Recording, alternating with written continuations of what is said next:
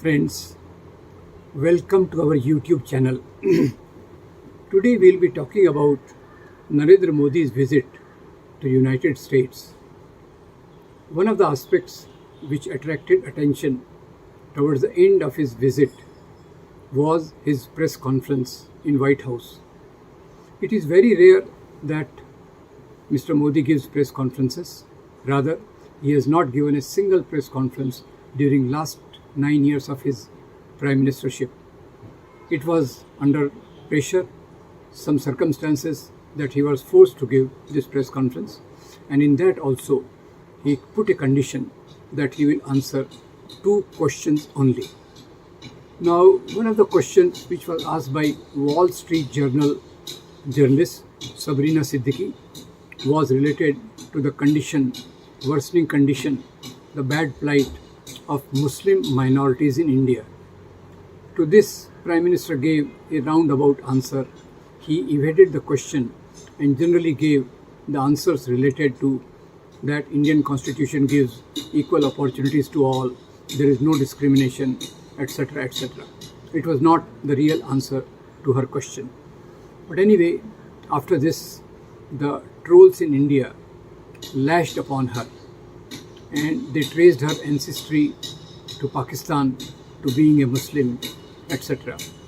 Just to inform my friends, Sabrina Siddiqui is great-great-granddaughter of Sir Syed Ahmed, who played a very important role in education for Muslim community. But she was born in America. She spent nearly 10 years in Europe, and that's how she came to particular value system which she upholds, not as a Muslim but as a human being, as a journalist.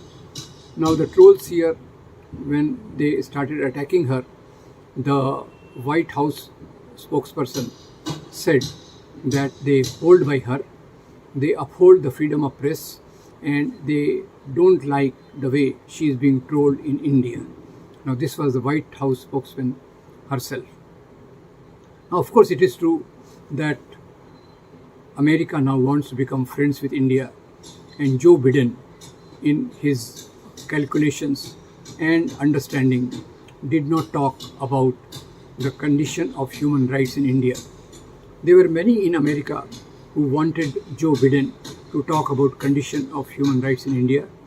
Nearly 75 congressmen from Democratic Party, they wrote to Joe Biden that you must raise the question of violation of human rights in India. 4 of them even boycotted Modi's address to Joint House of Parliament. Now this is on one side.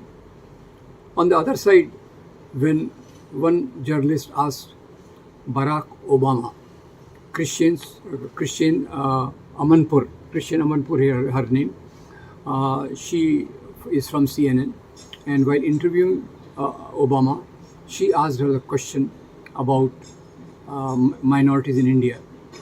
Now Barack Obama has visited India, and he very frankly said that had he been in the place of Biden, he would have asked Prime Minister Modi to be concerned about the plight of Muslim minorities in India. Otherwise, India will fall apart.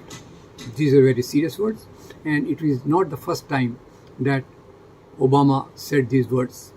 When last time he came to India and Mr. Modi showed great amount of friendship with him, at that time also in his Siri Fort Auditorium lecture and his interview with Hindustan Times, he raised the similar concerns about downgrading condition of human rights in India, the worsening plight of Muslim minorities in India.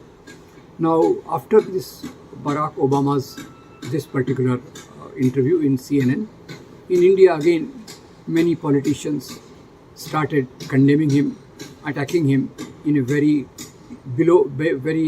substandard manner. Assam's Hemant Biswa Sarma, who is a rising star in the BJP hierarchy, he said that he did not call him Barack Obama, he called him Hussein Obama. And he said, Hussein Obama, we know how to deal with Hussein Obamas in India. There are many Hussein Obamas in India, and we will deal with them. To follow it up, then came up Nirmala Sitharaman and Rajnath Singh, who criticized Barack Obama for attacking 7 Muslim countries like Afghanistan, Syria and others during this oil control war. Now this particular type of attack on Barack Obama is totally not related to the issue which Barack Obama raised. We should realize that, of course, we all condemn America's imperialist policies, America's policies in bringing up the terrorist organization, fundamentalist organization in West Asia. There is no doubt about that. There is no doubt that America's imperialist ambitions has forced it to attack many countries in the past. But that issue and the condition of religious minorities, these are not the same. There is a great amount of difference in the two.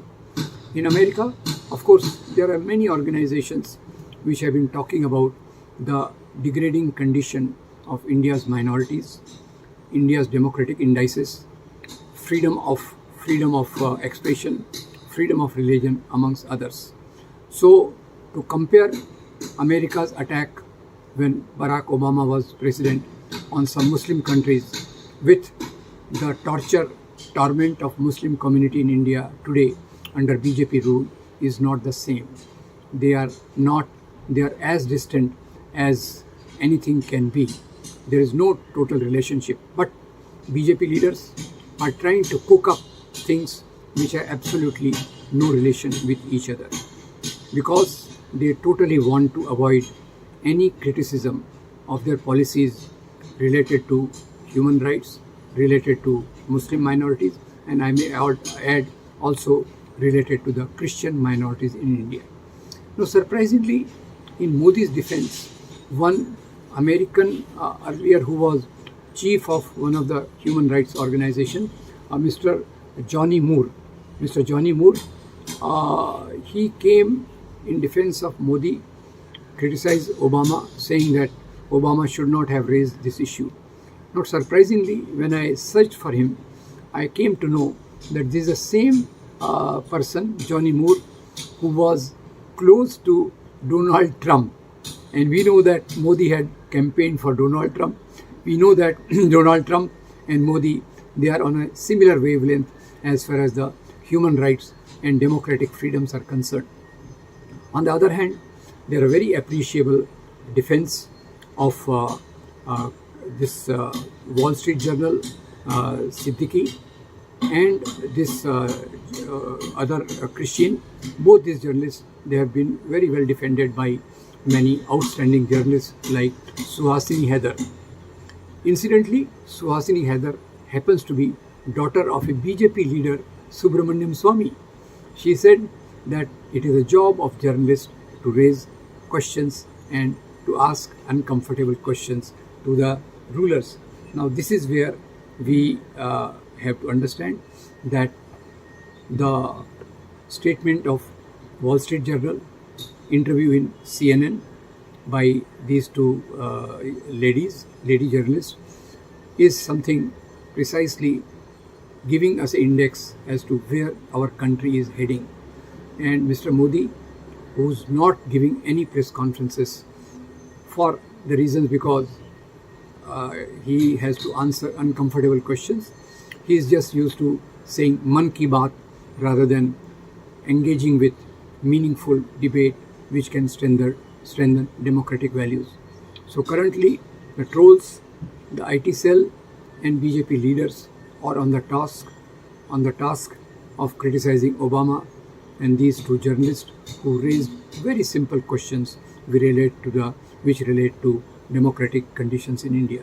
Now, it is not hidden to the world that how so many lynchings have taken place, so many people have attacked in the name of love jihad, so many communal violences have taken place, how CAA, NRC targeted the Muslim community to disenfranchise them, how that community is getting ghettoized over a period of time. Now, this cannot be hidden from the world, and all those who are sensitive to democratic values, to defense of minority rights, to defense of weaker sections of society will certainly raise these questions, and Barack Obama is not doing it for the first time. Even when we visited India, with all due respect to his host, he raised these questions. And now he went to the extent of saying that had he been in the place of Joe Biden, he would have talked to Modi about these questions, the plight of minorities and the condition of human rights in India.